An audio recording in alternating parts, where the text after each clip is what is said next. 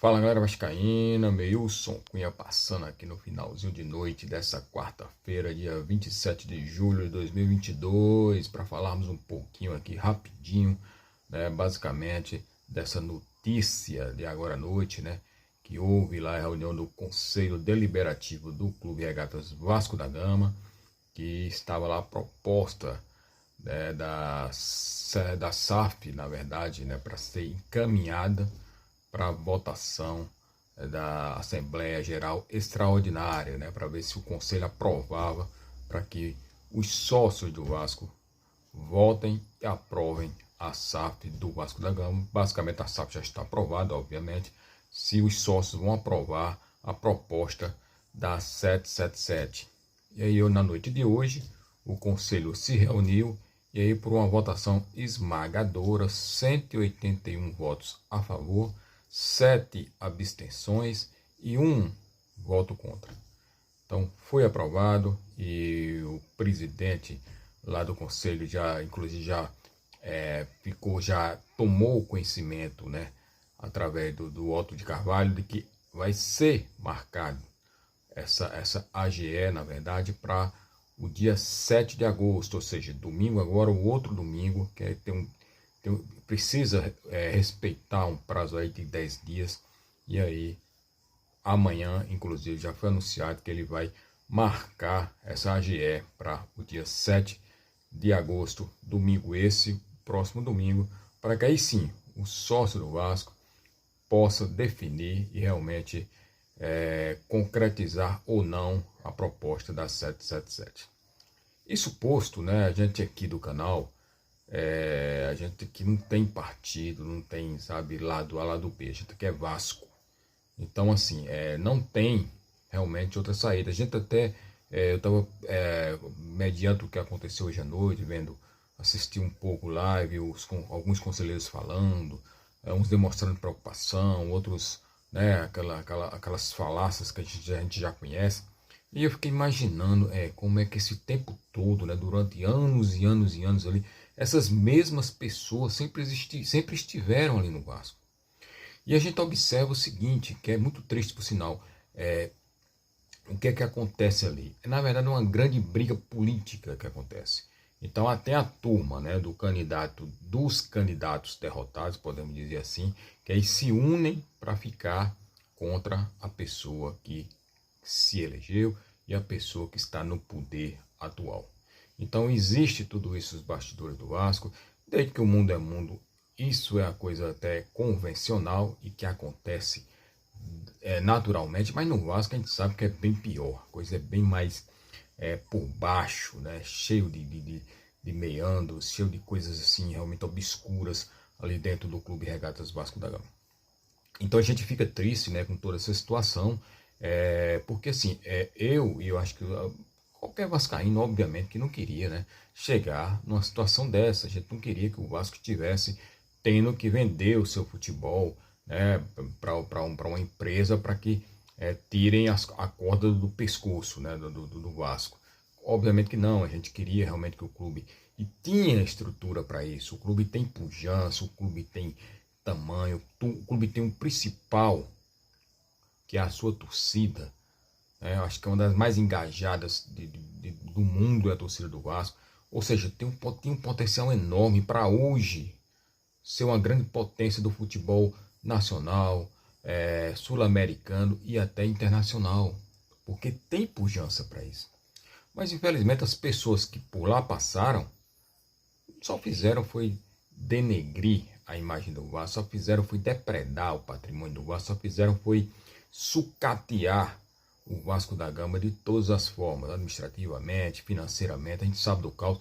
A dívida do Vasco se aproxima de 1 bilhão de reais. Então é muito dinheiro, né? Porque os caras vieram durante todos esses anos só gastando, só gastando. E o pior de tudo isso, se diz assim, não, gastaram todo esse dinheiro, gerou toda essa dívida, e o Vasco aí, dos últimos 20 anos, o Vasco conquistou 2, 3, 4 brasileiros, 3 Libertadores, 10 campeonatos cariocas. Não, o Vasco vem aí numa peleja, num sofrimento. Só nós, torcedores do Vasco, os verdadeiros, sabem realmente qual é a situação do Vasco. Então não adianta agora, né, essa galera aí tá pagando aí de salvador da pátria, que quer defender com todas as garras o patrimônio do clube.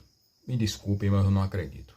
Vocês estão querendo defender o de vocês. Vocês estão querendo defender o que vocês querem um dia estar lá para fazer o que os outros fizeram. E outra, muitos desses que hoje se aliaram a essa galera que está contra aí a SAF, a gente sabe, esteve lá o tempo todo, compactuando inclusive de várias falcatruas, de várias coisas erradas que aconteceram dentro do Vasco. Então não adianta.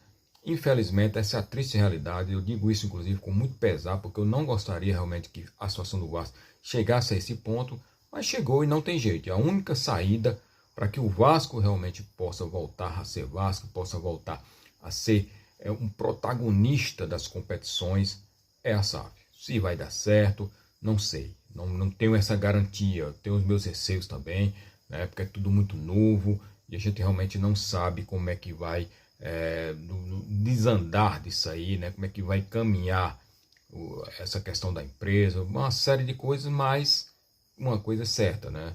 Eles vão equacionar as dívidas, vão injetar dinheiro no clube para tentar, né, melhorar o clube. A gente tira, por exemplo, citando o Botafogo, né? A gente vê uma diferença. O Botafogo não está ganhando, mas a gente já vê o Botafogo contratando bons jogadores, né?